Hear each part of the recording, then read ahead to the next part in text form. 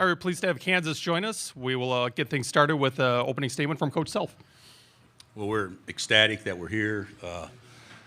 We played really well defensively and rebounding the ball the first half and didn't have as much to show for it, considering Providence couldn't make a shot, and of course we really couldn't either. And second half, percentages kind of prevailed, and the lid came off for them, and really never came off for us. But we hung in there and grinded, and had some guys make some big individual plays when really we didn't have much offense going at all. So couldn't be happier that we get a chance to play on Sunday. All right, we'll take questions. Please raise your hand if you have a question. Start here down on the left. This one for Bill. We saw, and I'm Aaron Land with KSHB out of Kansas City. We saw 2 1 seeds fall yesterday. Is there any additional pressure that comes along with that? Do you feel that? Is it feeling different? I personally don't think so. You guys think so? Not at all. I do think that in sports, when things don't go your way offensively, and the other team has momentum and they're playing with a freer mind coming back, I do think that sometimes that basket shrinks a little bit, and I think that did tonight. And then we got some good driving baskets. I know Remy made a big one, and then Jay Will made 2 or 3, and David made a big one there late. But there was enough individual plays taking place that allowed us kind of to get through it. Next question on the first row on the right. Sure, Will, the board, jayhawkslane.com. For Coach or any of you guys, obviously emotional game, especially kind of late in the second half. What do you guys do to kind of remain in the element of the game and not look too far ahead or not try to make too many plays ahead and kind of just take it one play at a time? Jalen, you want to take that? I mean, considering that we come from the toughest conference in the country, we've seen games like this almost every single night, and I think we're just so well prepared for anything, especially them going up 1 late like that. We just got to remain calm, continue to play our game, and just know this can't get too high or low.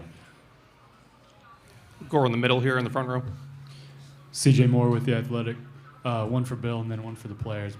Bill, what did you see there late when you called the lob play for Oach? We actually called it in the timeout before. If they go zone, let's run our play. And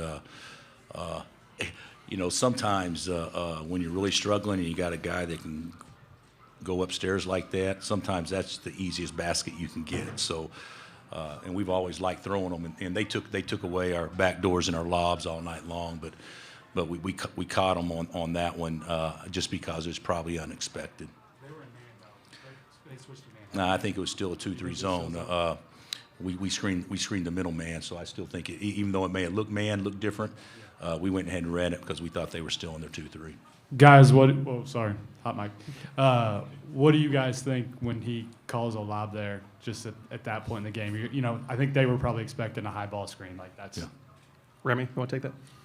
We trust in our coach, man. We got the best coach out there, so he's been through this and he knows how to win games. So whatever he calls, we execute. And CB made a great pass, and Oach got up there and dunked it, man. Oach makes some big plays that people don't understand. He rebounds the ball. He makes some big plays defensively. So overall, man, but that play really sparked us and really got us going. Stay in the front row in the middle.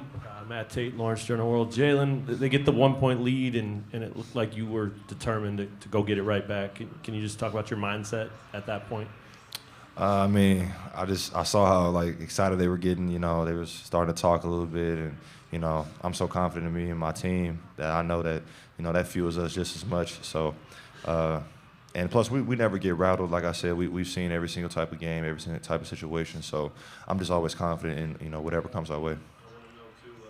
Pass or shot on the one that Dave put back? Pass. Yeah, right. Yeah. We'll go to the second row on the left. Bill Vahe Gregorian, Casey Star, and for Bill and Remy particularly. Jalen just made reference to we never get rattled. How do you process that when you've kind of got control of the game? It appeared you did, and really it doesn't feel like that anymore. What did you try to get across to them? And if Remy, I'll follow up with you in a sec. Well, I don't know that I totally buy in 100% that we don't ever get rattled, but I do think that, as Jalen said, I think our league has prepared us in a way where you play so many close games, and every game is a fist fight. You know, that game today, you know, we didn't shoot a free throw the first half, and neither team got in the bonus, and I think they only shot 5, and that was a really physical game. And it was called a little bit, don't you think, a little tighter the second half. But I think our guys have enough individual confidence that when things don't go well as a team, they think that they can go make an individual play. And sometimes it doesn't work out that way, but tonight it did. Like, they had the lead for, 15, 20 seconds? And that was big because they had all the momentum. But I think, if I'm not mistaken, Jay Will got a three-point play right after that to push it right back to 2. And Remy, just a sort of a follow-up to that, too. It looked like, along with Jalen, you had a couple moments where you could see that you guys need to turn it back. And I just wonder what you reached for that enabled you to have those moments. Oh, well, we just, you know, all the practices, everything that we've done, leading up to this point, we revert back to that, man. We worked really hard in practice. We do what needs to be done. We listen to coach. And, you know, once we're in those type of environments, we just revert back to that and you know, stay calm and let each other know that, you know, they're going to go through their runs. But as long as we stick together like we've been doing the whole season, we're going to get through this. Go on the front row on the right. Bill, what are you seeing from Ochai during this shooting slump that he's enduring? Well, I think it's, you know, the way that we play isn't isolation. It's you know, getting shots off offense, getting shots off the catch or whatever. And I'll be honest with you, Ed and his staff, they did a great job on Ochai. They took away back doors, they took away lobs. You know, they guard him with 6'6" guys with length, so, you know, you can play a half step off and still be close enough to contest. So, you know, I don't think that, you know, we can look at it as a shooting slump, and I guess it is, but when you only take 8 shots, I don't know if I ever consider that a slump. I know one thing, the lid will come off eventually, and when it does, I mean, it'll be good for KU people. But right now, I think he's doing enough stuff to help us win, and we've had other guys step up, so we don't put too much emphasis on that at all. It wasn't just the bucket after they took the lead, but also the first time they tied it, you took it to the basket and got a bucket. Was there something about both of those plays that had some symmetry as far as you having the mindset that you wanted to get the ball to the basket as soon as, you know, to try and break up those momentum plays?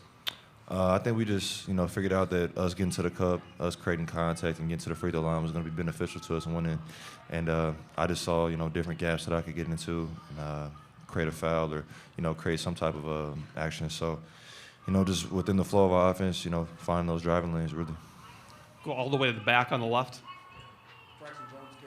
Jalen, this one's for you. 14 boards against Creighton, 10 in the first half of this one. You finished with 11. It's dirty work, but it gets rewarded. Is that just kind of a thing you've kind of taken ownership of, especially this run that you've had so far in March?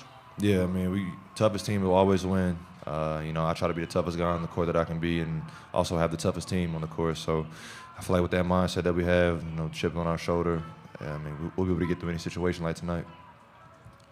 We're going to go all the way on the right side.